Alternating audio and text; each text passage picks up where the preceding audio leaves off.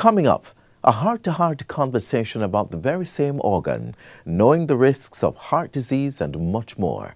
Plus, a reminder of initiatives by the government to support training and home ownership for young people. There are also the top news stories, so stay with us. I'm Adrian Atkinson, and this is Jamaica Magazine.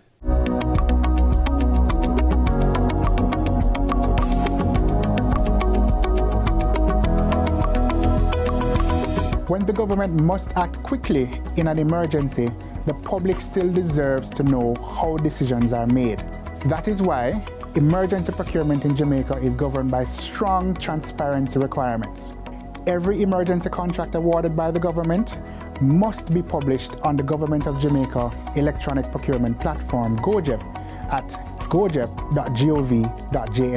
Within 30 days of award, the public can access the Contract Award Notices tab to see who received the contract value, when it was awarded, and why emergency procedures were used.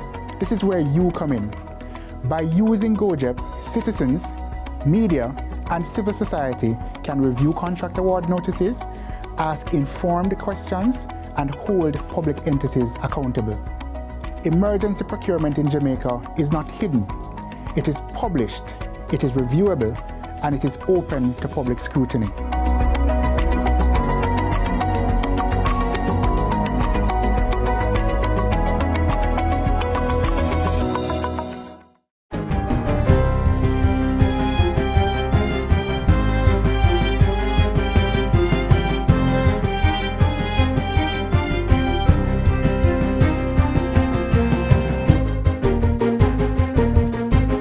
Good day, I'm Twyla Whelan and this is your JS News for Thursday, February 19, 2026.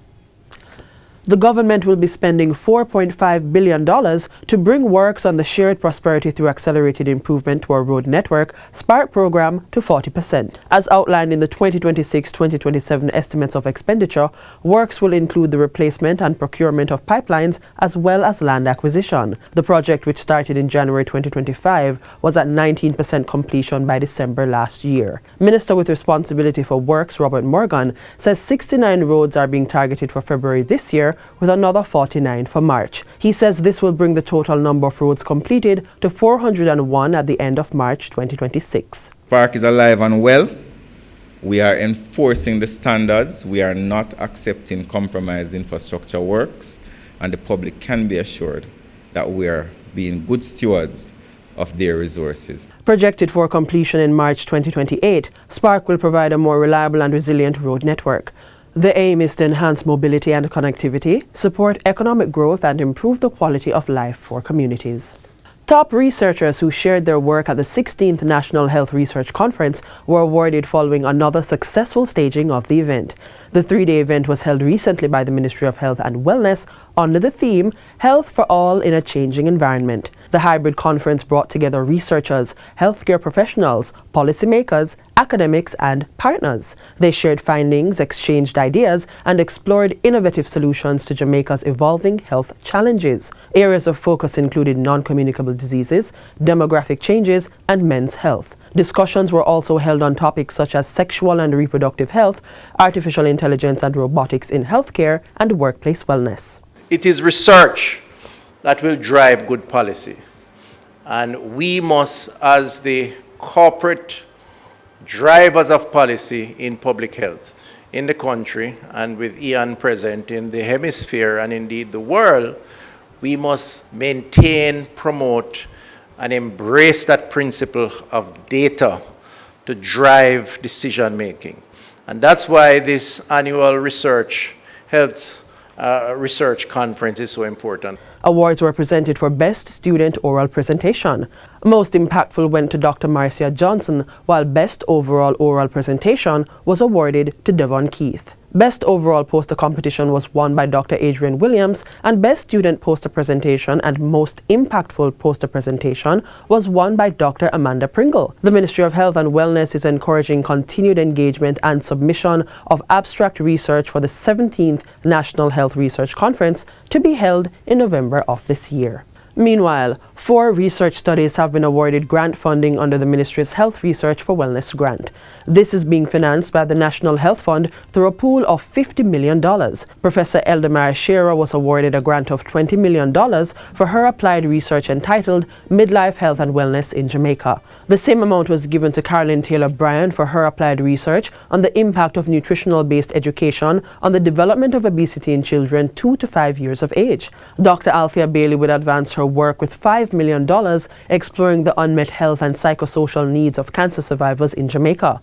The same goes for Professor Wendell Abel, who received $5 million for his research study on mental health education using community health aids. The Jamaica Council for Persons with Disabilities, JCPD, in partnership with the United Nations Children's Fund, UNICEF, has launched a targeted relief initiative. The program will support children with disabilities and families that were severely impacted by Hurricane Melissa. Speaking at a JIS think tank, Executive Director of the JCPD, Dr. Christine Hendricks, says the project demonstrates a shared commitment to social protection, human dignity, and Jamaica's broader vision of inclusion. The relief project offers both in-kind assistance, such as essential supplies, and digital vouchers, giving families the flexibility to meet their basic needs. The initiative is designed to be responsive, dignified, and efficient. The expected impact includes improved quality of life, reduced financial strain, and increased resilience among beneficiaries and their families.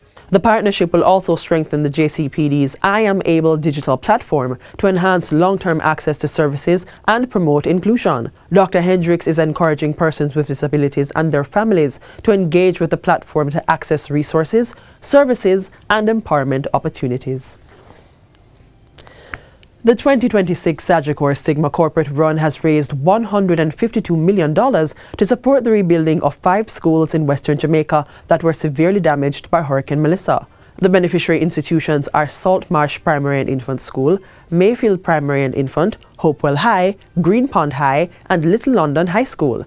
Prime Minister Dr. Andrew Holness says the initiative demonstrates the power of collaboration between corporate partners and citizens in strengthening education, building resilience, and supporting community recovery. Dr. Holness explains that Western Jamaica remains in recovery following the passage of Hurricane Melissa, the 3rd most powerful storm ever recorded. Today, we are running or walking for the children.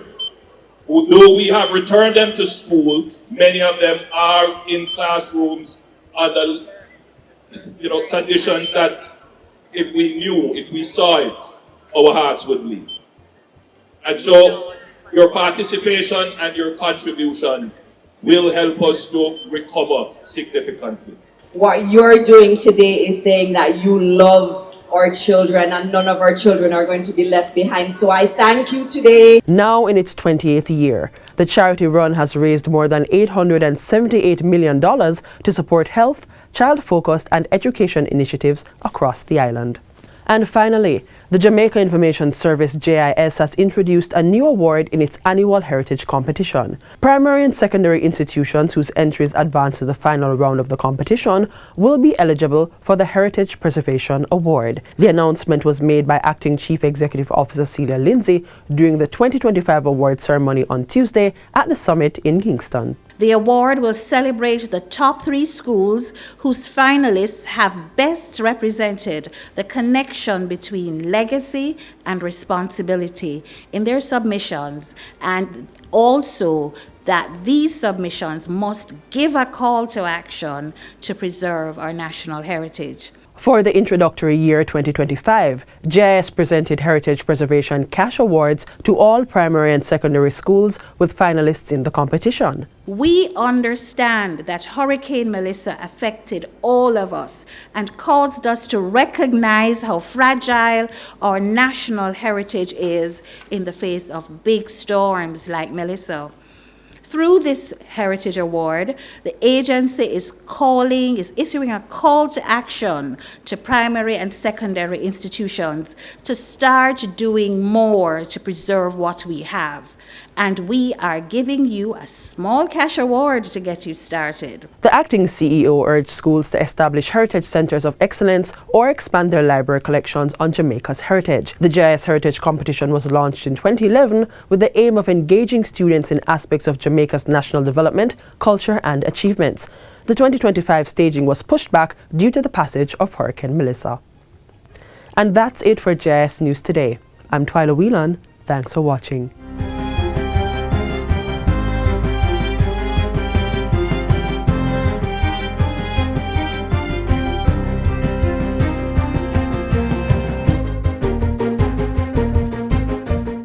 Are you living on or in possession of family land? Do you want to sell or subdivide the property? Use eLand Jamaica to search for details on the property. You can complete a title search and verify the owner before you sell the property. If your name does not appear on the title, register the land or clarify the existing title in your name before you sell. A title is a notice to the world of your ownership of land. For more information, contact the National Land Agency at 876-750-5263 or 876-946-5263. The National Land Agency, one agency, one goal to serve you better. Every student attending Heart and STA Trust under the New Care Initiative will get $15,000 each month to help cover their travel expenses to the Heart School they're attending and get an extra $13,000 each week while they're training. The proceeding was brought to you by the Office of the Prime Minister. February is Heart Month, and 28 days of intense awareness of the seriousness of heart disease and other heart-related illnesses are never enough. However, getting the message across is what matters, and the JIS is one of the media being used. Now, let's hear from Director of the Epidemiology Research Unit at the University of the West Indies, Professor Trevor Ferguson.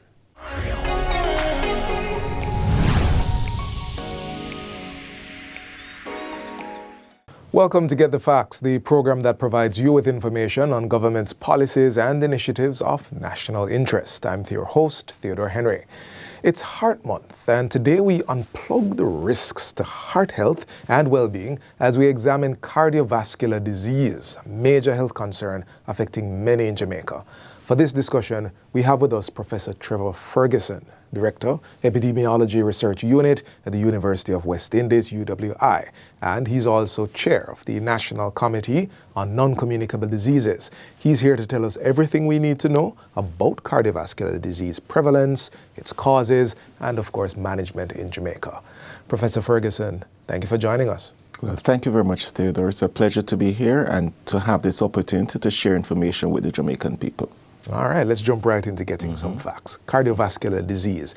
Everybody has heard about this, but what is it? Right, so cardiovascular diseases refers to conditions of the heart and blood vessels.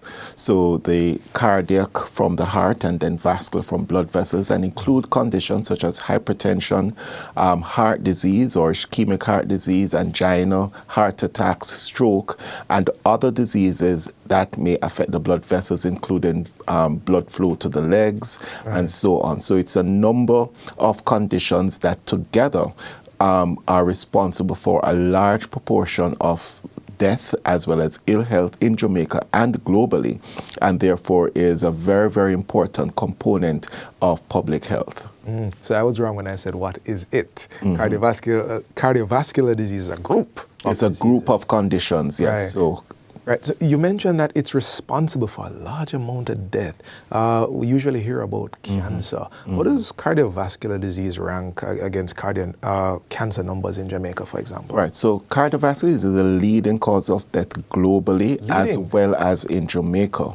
So in Jamaica, cardiovascular diseases together may cause about 40% of all deaths. In 2020, about 7,000 persons died from cardiovascular disease. And this is about double what we would have from all cancers. So cardiovascular disease is the major health crisis in Jamaica and globally, and of course deserves our attention. We need to know as much as we can so that we can prevent it, and of course for those who have the condition to treat properly. Wow, crisis. Prof, you used the word crisis. Very prevalent. Are there certain groups of Jamaicans who are at higher risk of cardiovascular disease? Yes. So focusing on the major events, which include heart attack and strokes, then we do have groups that are at high risk for heart attack and stroke, including those who are older.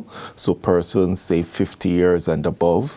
Persons who have underlying health conditions, including hypertension, diabetes, high cholesterol levels, or obesity, are at significantly higher risk of heart disease, and therefore those persons need to be treated more aggressively to ensure that they are meeting the treatment targets and to prevent the onset of these major events such as heart attacks and strokes.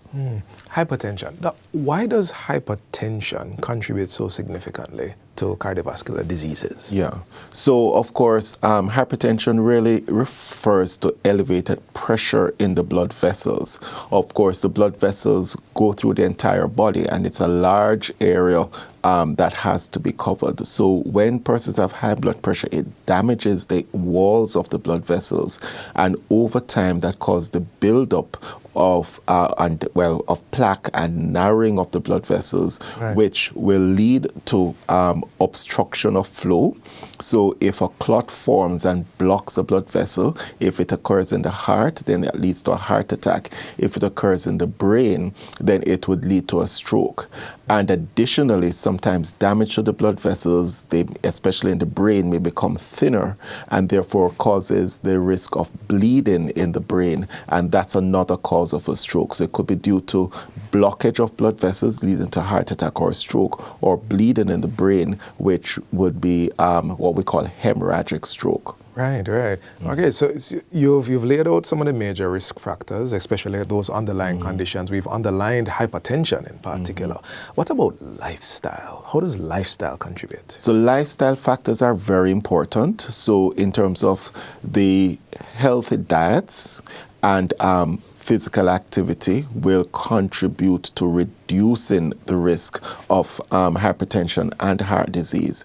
Now, the problem is that most of us have unhealthy diets. So the things that we eat are not good for us. So high diets, high in salt, high in fats, high in sugar. Doc, you're going too fast. Salt, fat, sugar. What else? Well, those are the main ones. Of course, the total caloric intake, because sometimes you could eat a good thing, but you're eating a lot of it. And then that will cause obesity. So the salt, fats, and sugars will cause damage by themselves. But if you're eating a lot of fruits, say mangoes, and you're eating those dozens a day, then you're going to be consuming a lot of calories and you become obese or overweight. Interesting. And then that also causes a problem. So it's both the quality and the quantity of the foods that we're eating. So we need to ensure that our diets are good and that we're not consuming excess calories. Physical activity is also important. And then there are the harmful habits. So cigarette smoking is very, very dangerous. We recommend that all persons should stop smoking completely. Alcohol consumption, especially high levels of alcohol consumption, is dangerous, and therefore we advise that persons, if they use alcohol, should do so in very small quantities.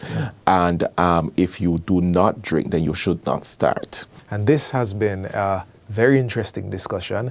Thank you, Professor Ferguson, for sharing such valuable information. Cardiovascular diseases remain a serious health concern.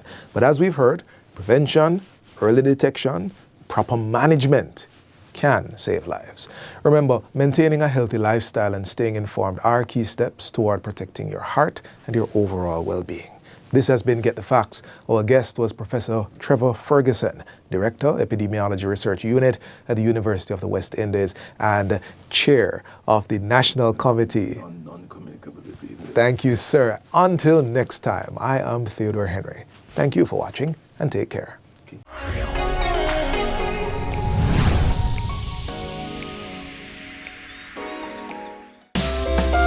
Jamaica Post is committed to being your preferred logistics partner. Enjoy the convenience of 3 to 5 days for international shipments at competitive rates and next business day delivery for local packages. Take advantage of our fast, reliable and ever-evolving services: zip mail, click and ship, fast track, EMS, parcel service, registered mail, corporate mail service and private letterbox. Access customer service support and track packages online. Visit our post offices island-wide and premium service centers at select locations. For more information, go to jamaicapost.gov.jm. Conditions apply. We close out our Reggae Month profile on artists with the group Fab Five. I'm Sidney Thorpe, musical director and keyboard player. I'm Donovan Palmer, keyboard player for Fab Five. My name is Junior Bailey, and I'm one of the 2 original members of Fab Five. My name is Kingsley Boyd. I'm the drummer for Fab Five. Yes, my name is Andre Palmer. I'm the trumpeter for the band. I have a sad story to tell you. My name is Andrew Casanova, and I'm the lead vocalist of Fab Five. Yeah, I'm Frankie Campbell, bass player, leader of Fab Five. All of 54 years. Can you imagine that? I stay with a big pile of shaving cream, be nice and clean, shave every day and you'll always be clean. Shaving cream. Fab Five's mid-1975 remake of the popular song, originally written by Benny Bell, wasn't the band's first big song. But once they came out with this version, many more people started to look at them. It was a fun song. I thought a really huge hit. Starting in 1970, the group of mostly Kingston College colleagues started under the moniker Sing Out Jamaica, from which was born the Fabulous Five. With original members Frankie Campbell, Conroy Cooper, Grub Cooper, Peter Scarlett, Steve Golding and Junior Bailey.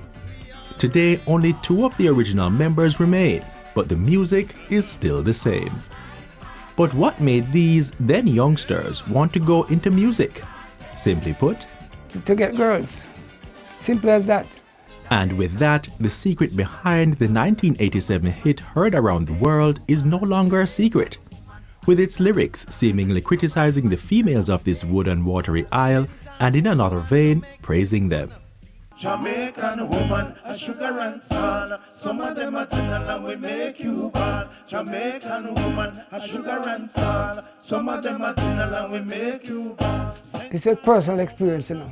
Not me, I'm a decent person, but go up and walk around all the place and do everything. Like I told you before, we tend to like women, and that took us all around Jamaica. And we looked at all the different parishes and we saw all the different, you know, all the little quirks that every parish and the ladies had. And we go up and wrote the song about the ladies. The group has had successes in the reggae, dancehall, soca and soul genres, a feat not many can boast. Our first soca hit was You're Safe. We didn't really intend to do soca music, but once again go up to the heard this song and said, let's try it. And it worked, and then of course we started to do a lot of soca songs. Oh gosh.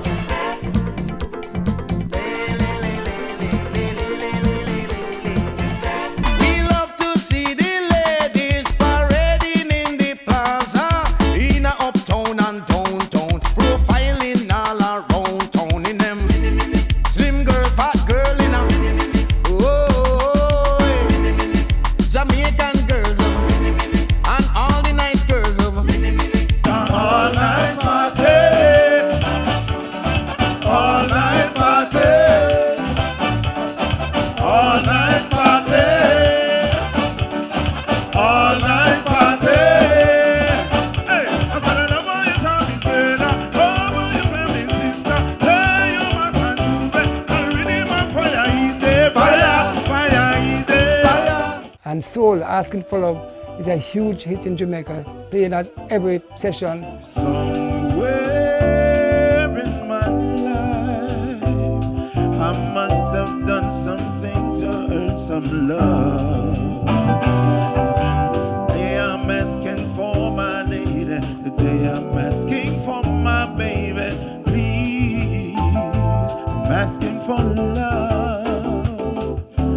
Somewhere in my youth, I must have done something to earn some love.